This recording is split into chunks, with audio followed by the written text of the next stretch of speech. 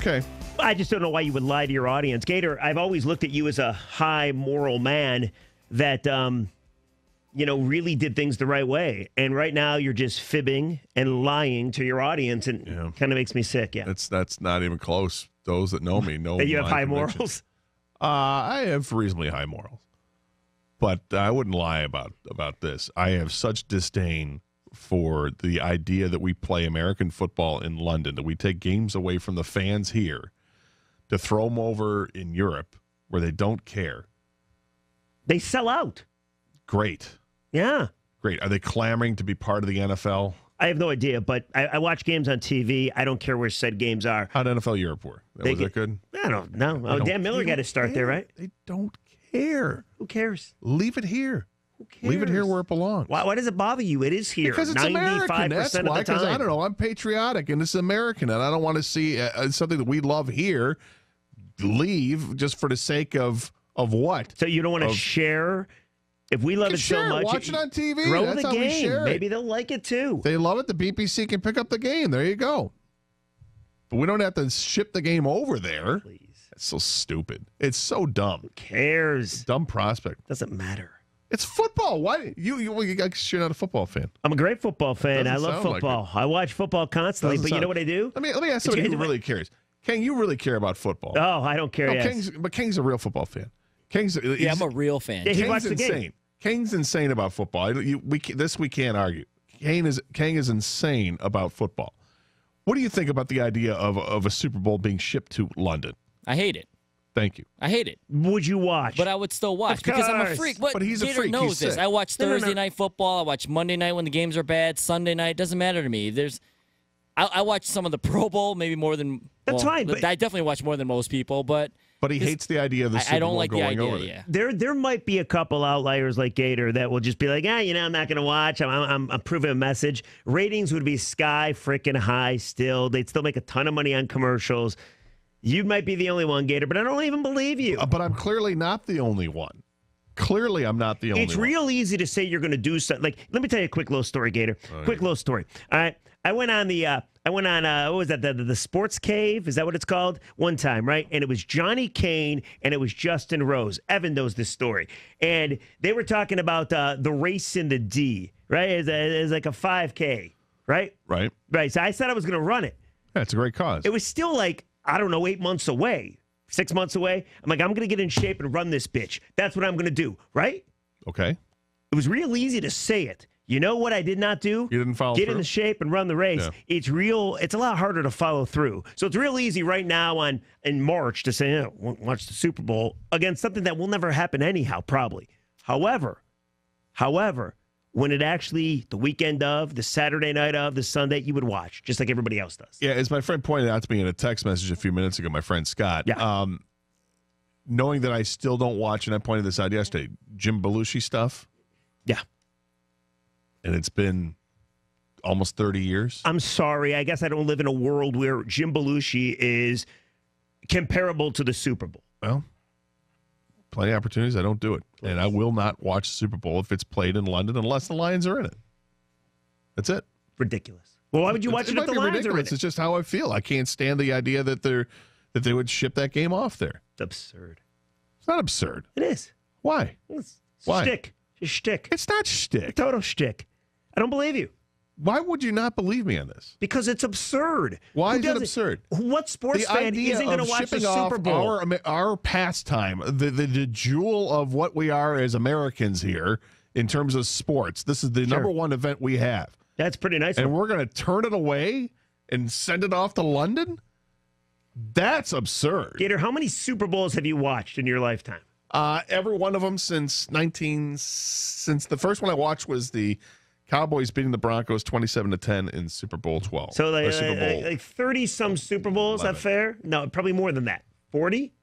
Whatever it is, Okay. man. Okay, and how many have you gone to? 3? 3. 3. Okay. Right? So you've watched 40, let's say, Super Bowls.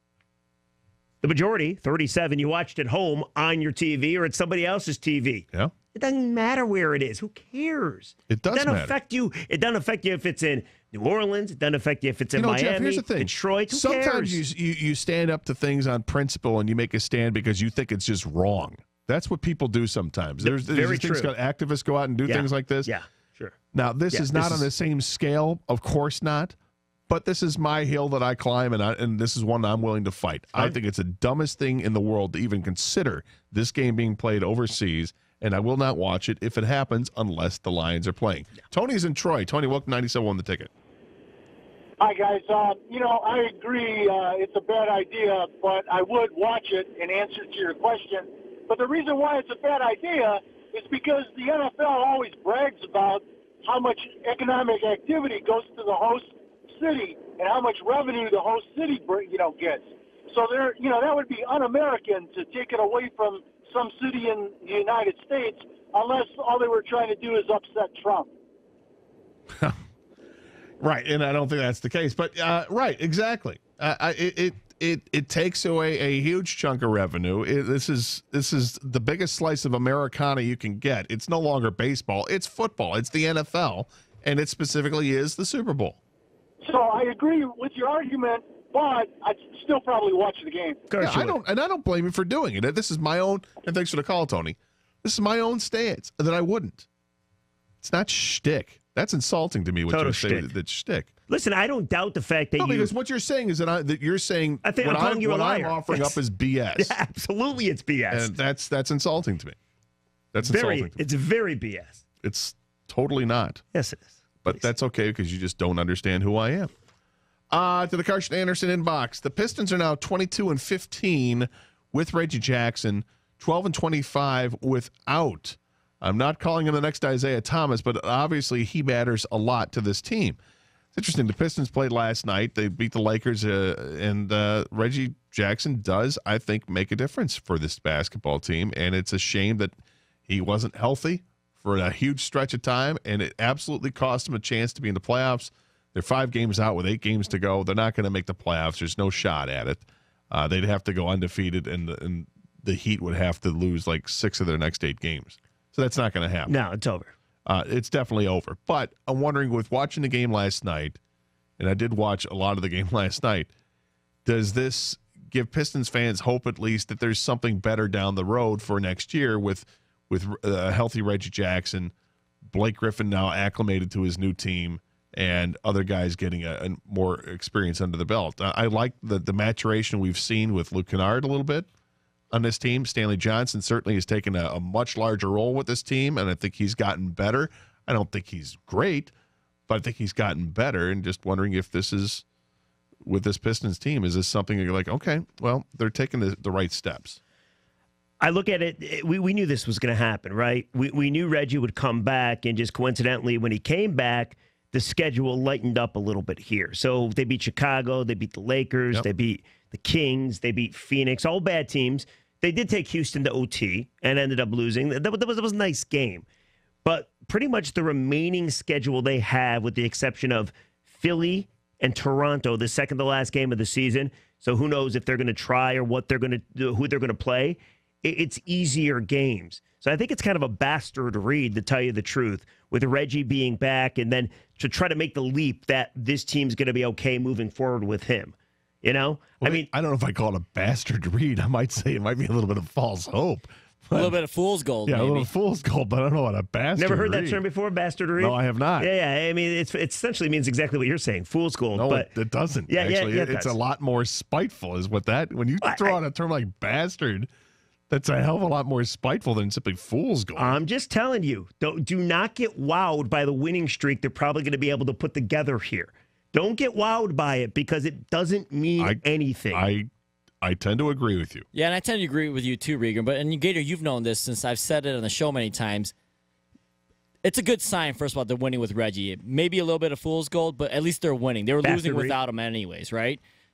But with that being said, that's why I always thought Van Gundy was going to get at least the first half of next year, because he's got to get a chance to play with Blake and Reggie together. They wouldn't let him make this trade, right? You would think, without that chance, right? See, I don't know. See, that's what I don't know. I really don't. There is a part of me that believes that Tom Gores was behind the trade to begin with, because I don't believe Stan Van Gundy's that dumb. Van Gundy's been around for a long time, and it was such a dumb thing to bring in Blake Griffin. And I like Blake. I think he's a good player. But to bring him in and to have to pay him for the next 5 years, $35 million a season, and give away your first pick in the process, I think that was truly Tom Gores. That's what I believe. And I think Van Gundy facilitated it. It's kind of like when Illich told Dave, go get Miggy, or go get Prince Fielder. That's kind of how I look at this. So maybe he does come back, but he sure in the hell doesn't deserve to come back. Now, I agree with you on that. I don't think Stan Van Gundy should come back in any capacity with the Detroit Pistons. That's how I feel. There's so much buzz with this Arm Tellem stuff. I really believe that he's not going to come back. But again, if Gores told Van Gundy to go get Blake, that's not on Van Gundy. That's on Gores, right? Well, right, but there's still plenty of a track record prior to this move that tells me that, 100% Stan right. Van Gundy doesn't belong. You're right about that. 248-539-9797.